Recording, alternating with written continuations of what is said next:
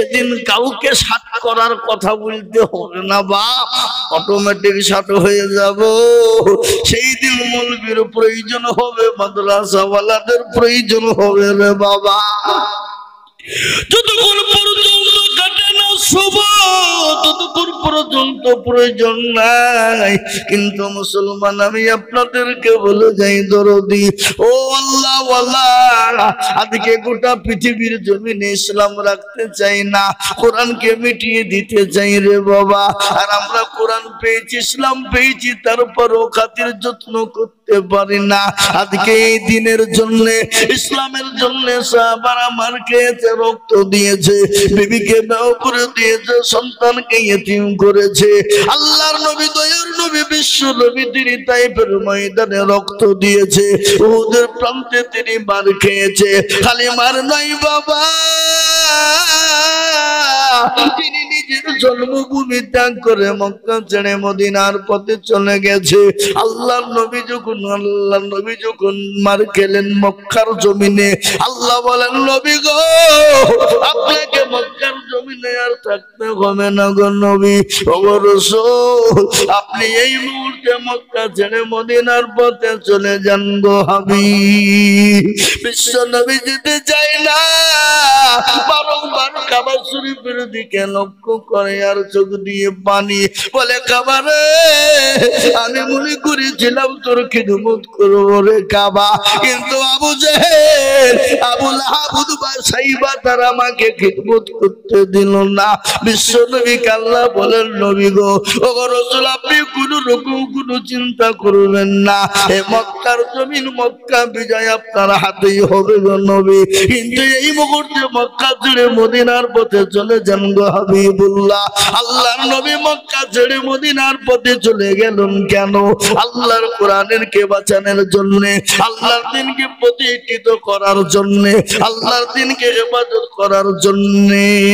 গজল আছে না, আজ নবী গো আমার বানায়া বাজার, হিজরত করিয়া চলেন মদিনায়। আজ নবী গো আমার গড়ায়া বাজার, শুয়ে আছে সোনার মদিনা। আব্দুল্লাহ পৃষ্ঠ হতে মায়ামিনুর গুরবায়াতে জন্ম নিলেন নবী মক্কাতে। আজ নবী গো আমার গড়ায়া বাজার, হিজরত করিয়া চলেন মদিনায়। আজ নবী গো আমার বানায়া বাজার, শুয়ে আছে সোনার মদিনায়। আল্লাহ নবী বলে হযরত আলী আছে বিছানা খালি, নবী বলে হযরত আলী আছে বিছানা খালি, আমার বিছানায় শুয়ে যাও। আজ নবী গো আমার গড়ায়া বাজার, হিজরত করিয়া চলেন মদিনায়। আজ নবী গো আমার বানায়া বাজার, শুয়ে আছে সোনার মদিনায়। ওই নবীর নামে দরুদ পড়িলে, ওই নবীর নামে দরুদ পড়িলে, হাবিয়া তু যখন নিভে যায়। আজ নবী গো আমার গড়ায়া বাজার, হিজরত করিয়া চলেন মদিনায়। আজ নবী গো আমার বানায়া বাজার, শুয়ে আছে সোনার মদিনা। ও মুসলমান দরদি, বিশ্ব নবী মক্কা ছেড়ে মদিনার পথে চলে যাবে, কিন্তু কাফের বেঈমান নবীকে যেতে দেবে না। কিন্তু বলুন তো বাবা, মারনে ওয়ালা কে চিনিয়ে বলুন, কে গো মারনে ওয়ালা কে? একটু চিনিয়ে বলুন কে? আল্লাহ। জিন্দা রাখনে ওয়ালা কে? আল্লাহ যদি কাউকে মারে, পৃথিবীর কারো ক্ষমতা নাই তাকে বাঁচিয়ে রাখতে পারে। আর আল্লাহ যদি বাঁচিয়ে রাখে, পৃথিবীর কারো ক্ষমতা নাই তাকে মেরে দিতে পারে।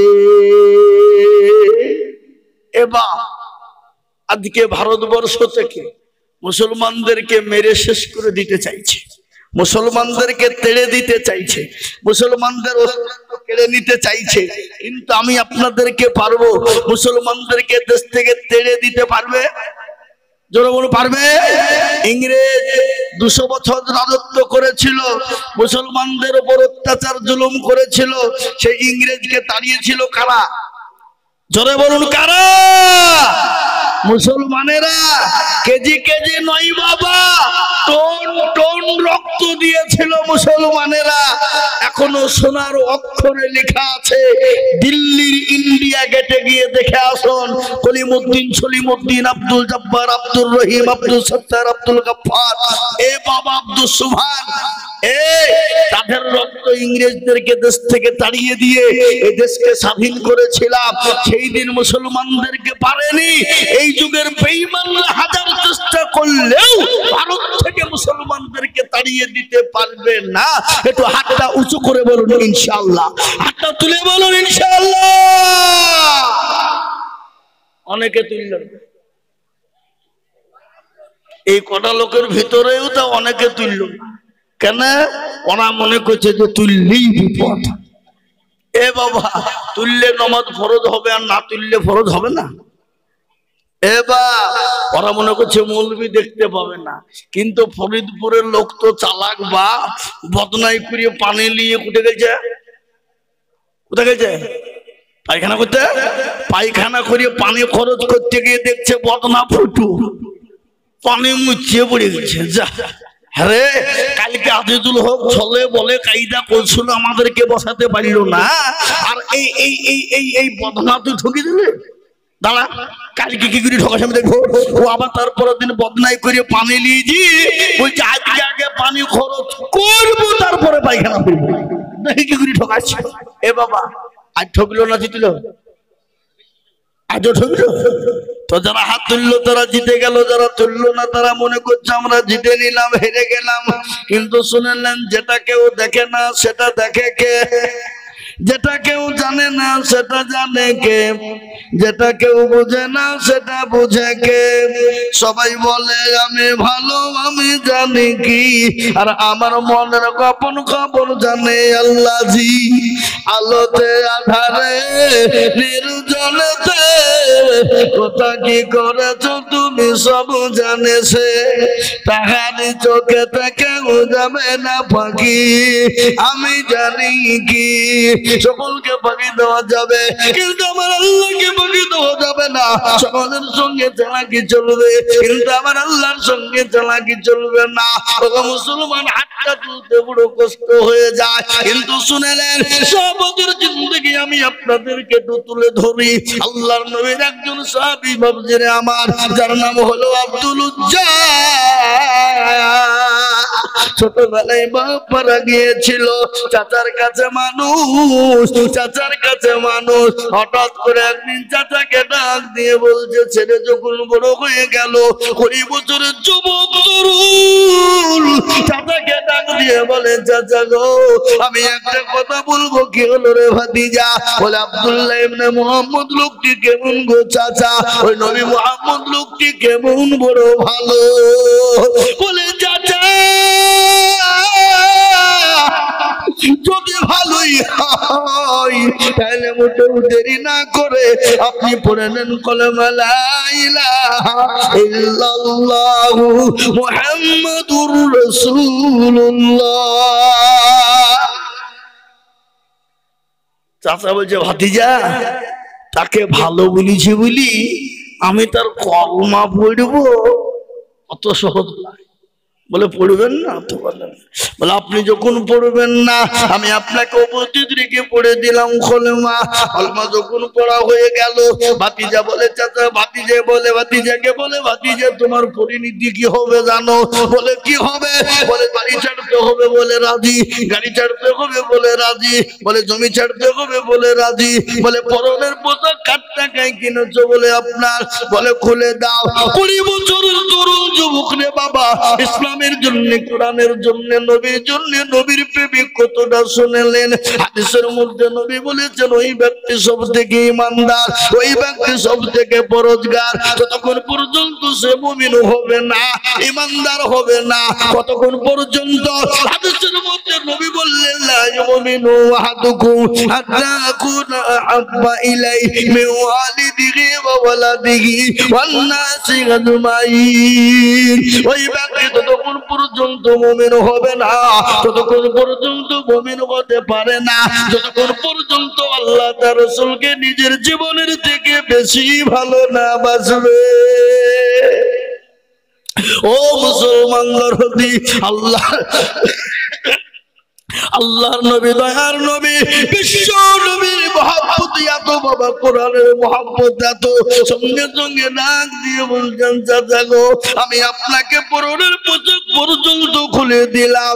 20 বছরের যুবক রে বাবা, লজ্জাস্থানকে নিজের হাত দিয়ে চেপে ধরে ডেকে নিয়ে মার কাছে গিয়ে বলে মা, বলে মা গো,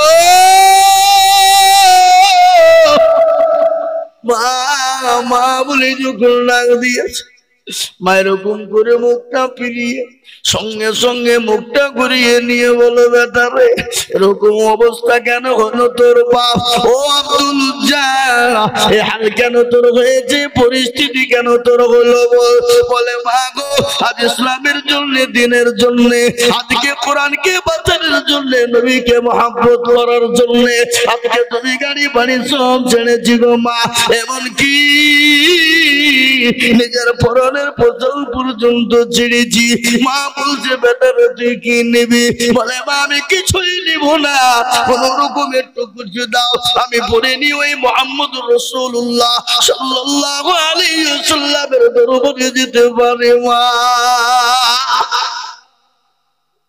মা কম্বল ছুঁড়ে ফেলে দিলেন, কোন রকম লজ্জাস্থান কান ঢাকলেন, মসজিদে নববীতে গিয়ে পৌঁছে গেলেন। আল্লাহর নবী সাহাবে সুফার ভিতরে সাহাবাদেরকে নিয়ে বসা, কিন্তু যুবক 20 বছরের তরুণ যুবক খুশকো বুঝতে তিনি দাঁড়ানো। নবী বলেন ও সাহাবারা, একটু গিয়ে দেখো যুবকের বাড়ি কোথায়, তার খোঁজ না দাও। বিশ্ব নবীর কাছে তিনাকে নিয়ে যাওয়া হলো। বলে বাবা রে, এই হাল কেন তোমার, এই পরিস্থিতি কেন তোমার হয়েছে বলো? বলে নবী গো, আজকে আপনাকে মহব্বত করার কারণে, আপনার কোরআনকে ভালোবাসার কারণে, ইসলামকে ভালোবাসার কারণে, ও নবী আজ ইসলামের জন্য যদি গাড়ি বাড়ি সব ছেড়েছি, নিজের পরনের পোশাক পর্যন্ত ছেড়েছি, মায়ের ছেঁড়া কম্বল খানা চেয়ে এনেছি গো নবী। আল্লাহ রাসূল তার দিকে তাকিয়ে চোখের পানিটুকুন ফেলে দিলেন। নবী বললেন ও সাহাবা শোনো, এই ঈমান বড় দামি, ঈমান বড় দামের, ঈমান বড় দামি ঈমান। একে কলমা পড়ে মুসলমান বানিয়ে নাও, আর একে নাম রেখে দাও আব্দুল জানাও, আজ থেকে আর নাম হবে আব্দুল্লাহ। সুবহানাল্লাহ। ও মুসলমান দরদি, বিশ্ব নবী, দয়ার নবী সাহাবাদেরকে বললেন এই কথা হতে হতে হতে হতে বাবা আপনার জাহাজের দামামা বেজে গেল। বিশ্ব নবী ডাক দিয়ে বলে গেছো, দিনকে বাঁচাবা, ইসলামকে বাঁচাবা, কোরআনকে বাঁচানে ওয়ালা কারা? সমস্ত সাহাবারা একে একে একে নবীর দরবারে জমা হয়ে গেলেন। মহিলারা পর্যন্ত গলার হার, নাকের ফুল, গলার দুল, নাকের দুল, কানের দুল, হাতের বালা পর্যন্ত মহিলারা দিয়ে দিলেন। একজন জননী 2 বছরের বাচ্চাকে নিয়ে গিয়ে বলে ওগো নবী গো, আপনাকে এতটাই মহব্বত করি, আপনাকে নিজের জীবনের থেকেও বেশি ভালোবাসি, আমি বাড়ি চলে গেলাম, আপনি যখন দিনের জন্য ডাকলেন গো হাবিবুল্লাহ, আমি বাড়িতে গিয়ে দেখলাম কোনো জিনিস দেবার মতো নাই, আমি 2 বছরের বাচ্চাকে নিয়ে এসেছি গো হাবিব। বিশ্ব নবী বলেন পাগলি রে, এই 2 বছরের বাচ্চা নিয়ে গিয়ে কি হবে?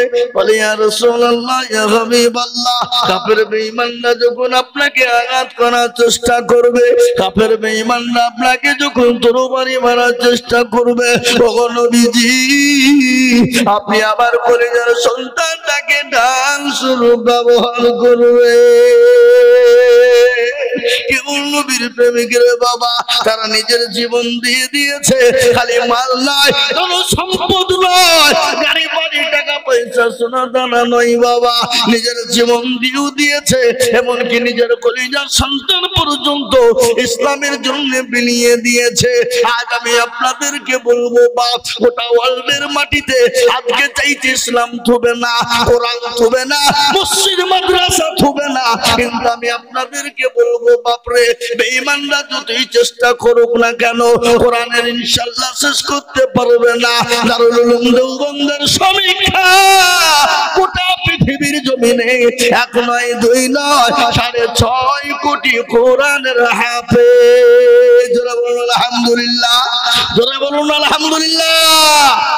ইংরেজ বাপ কোরআন পড়িয়ে দিতে চেয়েছিল, ফরিদপুর মাদ্রাসায় চলে এলো, আসে বুঝাগো এই মাদ্রাসার হেড মাওলানা সেক্রেটারি সভাপতি কে গো? তো আমরা কি হলো কি? বলে আপনাদের কোরআন গুলা পুরনো হয়ে গেছে, নতুন করে বেন্ডিং করে দিয়ে দাও। তো মাদ্রাসার মুহতামিম সেক্রেটারি সাহেব বলছে, কে তু? এই বেঈমান, কোরআন লুবে ওই যে কাগজের কোরআন পাল্লা দেয়া চলি যা। তো ইংরেজ বলছে, আরে কোরআন তো মুসলমানরা দিতে চাই না, আর এই ফরিদপুর মাদ্রাসার মৌলবীরি বলছে নিয়ে যা, এর মানে কি? ব্যাপারটা কি? এত গোলমাল আছে। এ বাবা গোলমাল আছে না নাই জোরে বলুন। হ্যাঁ বলে ব্যাপার, বলে আরে বেঈমান ইংরেজ শোন, এই মাদ্রাসায় কোরআনের মেশিং আছে, কেউ আছে না নাই? কোরআনের মেশিং মানে কোরআন নামে মেশিং হয় নাকি? হ্যাঁ ওই থেকে যখন বলা মাদ্রাসার হাফেজ মাওলানা আব্দুল মুতালিব ডাক দিয়ে বলে, কই রে বেটা আব্দুর রহমান? নাই বেটা, 1 থেকে নিয়ে 10 পর্যন্ত শুনিয়ে দে রে বেটা। 1 থেকে নিয়ে 10 পর্যন্ত শুনিয়ে দিল। তারপরে বলে, আব্দুল জব্বার আরে বেটা তুই 10 থেকে 20 পারা শুনিয়ে দে। তারপরে বলে, আব্দুর রহমান আরে বেটা তুই 20 থেকে 30 পারা পর্যন্ত শুনিয়ে দে বেটা। যখন গুট গুট গুট গুট গুট গুট করে শুনিয়ে দিল বাবা, ইংরেজ বলল, সর্বনাশ, এ কোরআন মুসলমানদের কাছ থেকে আলাদা করা যাবে না। কেন যাবে না? এ কোরআন মুসলমানরা সেনার ভিতরে বলে নিয়েছে। আজ আমি আপনাদেরকে বলবো, ওগো ফরিদপুর ওয়ালারা, আপনাদের ভাগ্য কত ভালো। আজ এই মাদ্রাসার ছোট্ট ছোট্ট 3টে বাচ্চা ছেলে আজকে 30 পারা মুকাম্মাল কোরআনকে সেনাই ভরে নিয়েছে। এটা ফরিদপুরের জন্য ভালো, এটা ফরিদপুরের মানুষের জন্য ভালো, এটা ফরিদপুরের মানুষের ভাগ্য ভালো, এটা ফরিদপুরের মানুষের বড় ভাগ্যবান। আজ আমি বলবো এই কোরআনকে গোটা পৃথিবীর জমিনে আজকে শেষ করে দিতে চাই, কিন্তু আমি আপনাদেরকে বলেছি পারবে না। কোরআনের মালিক তো কেউ নয়, কোরআনের মালিক হলেন আমার আল্লাহ। আল্লাহ নিজেই বলেছে, ইন্না নাহনু নাযালনা যিকরা ওয়া ইন্না লাহু লাহাফিজুন। কেউ যদি হেফাজত না করে, আল্লাহ নিজে কিভাবে কোন দিক দিয়ে হেফাজত করবে সেটা আল্লাহ যারা পৃথিবীর কেউ বলতে পারবে না। তাই আমি আপনাদেরকে বলবো বাবু, ও ফরিদপুরের মুসলমানেরা, বহু টাকা বহু দিকে চলে যায়, বিবি বাচ্চার পিছনে যায়, ছেলে মেয়ে আত্মীয় স্বজনের পিছনে যায়, বন্ধু বান্ধবীর পিছনে যায়, ডাক্তারের দোকানে চলে যায়, আল্লাহর কোরআনকে বাঁচানোর জন্য। আমি আপনাদেরকে বলবো বা আল্লাহর দিনকে বাঁচানোর জন্য আপনি আমি মরে যাব, কিন্তু আল্লাহর কোরআন কিয়ামত পর্যন্ত জমা থাকবে। বা এক একটা করে অক্ষরের বদলা এক একটা করে নেকি আল্লাহ আপনার আমলনামায় দিয়ে দেবে, আল্লাহ আপনার আমলনামায় দিয়ে দেবে। আপনি কবরে নেকি পেয়ে যাবেন, আপনি কবরে শুয়েছে নেকি পাবেন। আপনার মা চলে গেছে, আপনার বাপ কবরে চলে গেছে, আর মা বাপ কবর থেকে বলে, আল্লাহ এমন কোন দুরুদুর বেটা বেটি না আল্লাহর কোরআনের খিদমত করবে, এটা আমাদের জন্য আমাদের আযাবটা একটু মাফ হয়ে যাবে। তাই আমি বলবো ও ফরিদপুরের মুসলমানেরা, মাস্টার ডাক্তার ব্যবসায়ী জমিদারেরা পয়সাওয়ালারা, আমি আপনাদেরকে বলি, আমি আজিজুল হক সারা পশ্চিম বাংলা নয়, আসাম, ত্রিপুরা, মেঘালয়, মণিপুর, উড়িষ্যা, বিহার, ঝাড়খণ্ড, পশ্চিম বাংলা, বাংলাদেশ লক্ষ লক্ষ লক্ষ টাকা করে বলি, আজ লক্ষ লক্ষ টাকা বলবো না, আল্লাহর কোরআনকে বাঁচানোর জন্য তিনজন হাফেজে কোরআন হয়ে গেল। এই তিনজন হাফেজে কোরআন মজবুত করার জন্য আমি তিনটে ব্যক্তিকে বলবো, বাবা মাত্র 20,000 করে টাকা